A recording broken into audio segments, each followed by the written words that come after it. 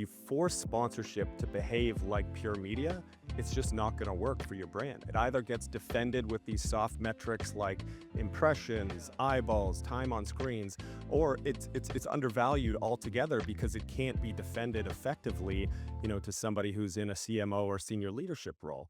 At 7 and 8 figure levels for a sponsorship investment, it has to be framed properly to senior leadership. Why are we doing this? What are the outcomes going to be?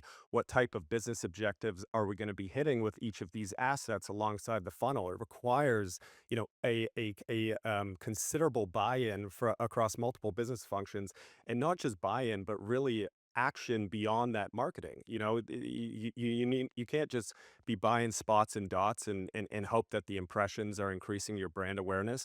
You really have to get other departments within your organization to utilize the hospitality assets effectively. Track those through non-traditional primary research to see how did those hospitality sessions, the 3 hours that you spent at a ballpark or a stadium together with one of your top clients, because of the rights that you hold and the sponsorship that you invested in, lead to a larger account value or longer tenured clients who are satisfied with the services that you're providing them.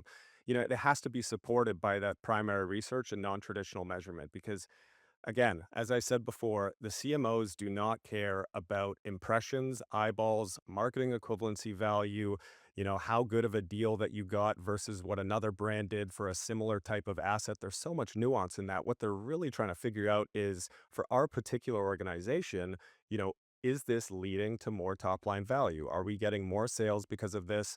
And are we building more brand loyalty and customer lifetime value with our current customers? So I love that. I love everything you just shared there. But what percent of the time would you say when you were a seller, uh, did one of your clients, one of those buyers, approach what you just described versus what percent of the time was it sort of, you mentioned earlier in our conversation, chairman's choice. Someone's a huge fan, they got pitched, they like the idea of, being on the sidelines of the game and having a convenient parking spot. And so, they force that deal through and now the marketing team's dealing with, dealing with it and trying to make the most of it. What would your just gut instinct be? Yeah, this was 10 or 15 years ago. So at 0 to 10%, I mean, now it's Yeah. hopefully getting better.